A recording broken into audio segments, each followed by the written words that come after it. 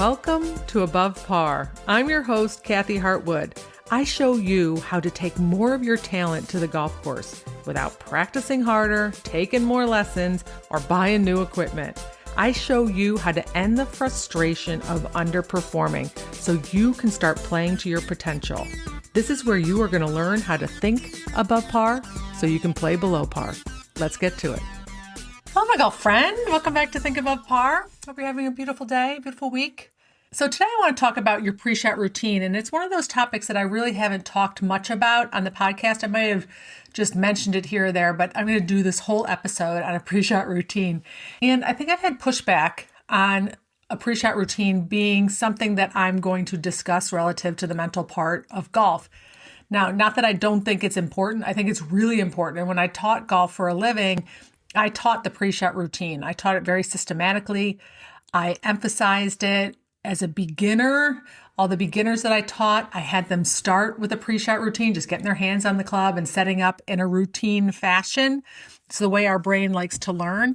But there's a mechanical component involved in your pre-shot routine coming from the teacher's side that I think is really important. But there's also a huge mental component that can't get overlooked. And when I worked with some sports psychologists, the thing is they only worked on my pre-shot routine and it really didn't solve for why I was beating myself up or how I was putting so much pressure on myself or how to manage my emotions and how to think on purpose. It didn't really help that. It helps my pre-shot routine.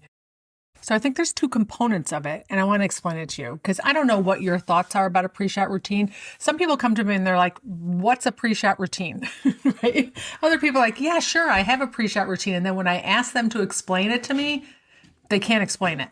I'm going to explain it to you from a teacher standpoint, and I'm going to explain it to you from a mental standpoint. So your pre-shot routine covers 5 of the fundamentals of your golf swing. That's the foundation that your swing is going to get built off of. You are going to get your grip established, your posture established, your width of stance, your ball position, and your aim. Those 5 things all get done and accomplished inside of your pre-shot routine. These are the building blocks for you to be able then to swing the golf club around. If something is broken in your swing, the best thing that you can do, and I think a good teacher should do this too, is first go to one of those 5 things. Now, if you are consistently doing your pre-shot routine and you're very intentional about all those steps, then you get to check those all the time because 90% of the time when your swing fails or your mechanics fails, it's either you're aimed poorly, your posture's out of whack, your grip is out of whack, your ball's in the wrong spot. Right? Something is out of sorts first there because then your swing ends up compensating for some of those errors inside of your foundation, which you establish pre-shot. Right? It's like getting ready to bake. You're going to take out all your ingredients and get them all set on the counter. And once they're all set or they're measured, then you can start baking. This is the same thing. You want to first get all these pieces done, take as much time as you need to think about them. While you're practicing, making sure that they're on point, and then you don't have to think about them anymore because you're done. Now you get to think about something in your swing. Are you following me? So if I was going to teach a beginner, I'm teaching them the grip and I'm teaching them the posture and I'm going to go through some steps. They got to make sure that they're aimed properly and they want to make sure their ball's in the right spot. If that doesn't happen, who cares where they're swinging the club? They're going to do that and compensate for something that's wonky in that setup, in that foundation. So first, as a beginner too, and I know you're not a beginner, but I'm just going to say, if you can think back to it, it used to take a lot of mental energy to think about your grip and your posture every single time. If it is out of sorts now, no matter what level you're at, if you have to think about your grip, it takes mental energy to think about your grip. But once you have your grip, you don't have to think about it anymore. Now go swing. If you are aimed in the wrong spot or your grip doesn't feel right, it should stick out to you like a sore thumb because you've rehearsed your pre-shot routine, those 5 fundamentals over and over again so many times. So from a mechanical standpoint, it's really useful so that one of your fundamentals doesn't get out of whack. This is where you get to adjust it before you take the club back. Okay, so from a mechanical standpoint, it sets the foundation for you to be able to build a nice, solid, repeatable swing. It's super important. If you put your hands on the club different every single time, you're going to get a different result. If you stand over the ball differently every single time, you're going to get a different result. It's very, very hard to be consistent if your foundation isn't established on a consistent basis, and that is part of the pre-shot routine. Now, from a mental standpoint, the pre-shot routine is so important because you've done it just like any other routine. You've done it over and over again. It frees up mental space in your head to think about other things, right? You just are going through the motions because you've deliberately and intentionally practiced and rehearsed your pre-shot routine. There's a trust involved in that you know that you're going to get set up properly, so that you can focus on either something in your swing or quieting your mind down. You don't have to preoccupy yourself with questioning whether your hands are on properly or whether your aim is right. The second thing that it does is that it creates a lot of certainty for you. So your pre-shot routine is something that you get to rely on. It's a place that you can create a lot of safety for yourself over the golf ball. If you have rehearsed your pre-shot routine consistently, then it's something that you can say to yourself, well, I know how to set up to the golf ball. I know how I aim. I can rely on my pre-shot routine to set the tempo and the pace of my swing, right? Which is the other component, is that it helps you create a tempo, right? So think of a diver who has an approach, right, before on a springboard, right? So they go step, step, hop, and they land, right? So they have a certain number of steps that helps them get in the rhythm of their dive. Your pre-shot routine is similar to that, right? You go through and you should ideally consistently have the same amount of time over each ball, 14 to 16 to 18 seconds, something in that range that you do every single time. And then that helps you set up the tempo to your swing. If you get rushing over the ball, or if you don't take your time in your pre-shot routine, that's a red flag that you've got something going on that you want to address.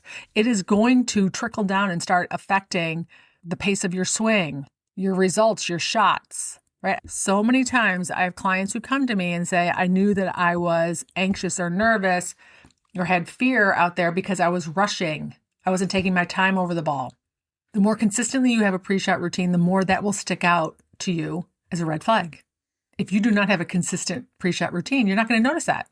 The other thing that a routine does is that it gives you something to focus on mentally. So I call the drill crowding out, where you can use pieces of your pre-shot routine and crowd out negative thinking. So in other words, you're going to talk about standing over the golf ball. Perhaps I'm going to put my hands on my club. I'm going to look at the target, look at the ball. I'm going to waggle and I'm going to go. So you're saying pieces of your pre-shot routine out loud in your head so that you can't have those thoughts. You crowd out the thoughts that I don't like this drive. There's water on the left side. Don't hit it left. Don't hit it right. You need to hit a good drive. You crowd out all those little hamster thoughts because you're saying other things that are taking up space in your head. What I want to encourage you to do is I want you to be very deliberate about setting up your own pre-shot routine. And this is the thing you can do. 1, get your camera out, plop it up in front of you somewhere. It doesn't have to be perfect because we're not drawing lines on the screen to see how your swing plane is or anything like that. Not in this example or this exercise. So just plop your phone down, hit record, and watch what you do over the golf ball. Go through and hit this shot. You don't have to be on the golf course. Just pretend you're on the range, that you're going to actually hit a shot, whether it's a drive or whether it's a fairway shot. It doesn't matter. Video yourself hitting a chip as if you're on the golf course. Video yourself putting and look at the steps that you take going into the golf ball. You likely have something of a routine. How consistent is your pre-shot routine between your driver and your irons? How consistent is between your irons and your fairway woods, or your chipping and your putting? What I encourage you to do is video yourself, then look at it and see if you can figure out how much time you take over the golf ball. How consistent is it? One of the places I was very inconsistent and it impacted my results was on the putting green. The inconsistency that I had in my pre-shot routine on the putting green greatly impacted my results because I gave my brain permission to stand over the ball as long as I wanted to until I felt like I was comfortable to pull it back. That was not useful. I didn't do that in my full swing. I went through the steps, look at the target, look at the ball, go. Over my putter, I was like, look at the hole, look at my ball, think about it. What do I think? Do I like it? I don't know. Am I comfortable? I'm not sure. Okay, I guess I'll go now. Right? Not good. Okay, so your pre-shot routine cover some mechanical things. It's something that an instructor can for sure help you with, but I want you to be really aware of the mental component and the upside of focusing on your pre-shot routine and spending some time this season and really refining it, getting as consistent as you can with it. Noticing if you waggle one extra time over a ball or if you look at the hole one extra time. Ideally, I want those all to be as consistent as you possibly can because it creates so much certainty and calm for yourself that it's going to help you perform better, not only from a mechanical standpoint, but also from a mental standpoint. All right, my friends, pre-shot routine this year. Let's do it. And if I can help you or you want to learn more about this, I hope you join me inside of school at yourmentalcaddy.com. All right, have a beautiful week, and I'll talk to you next Wednesday. Bye.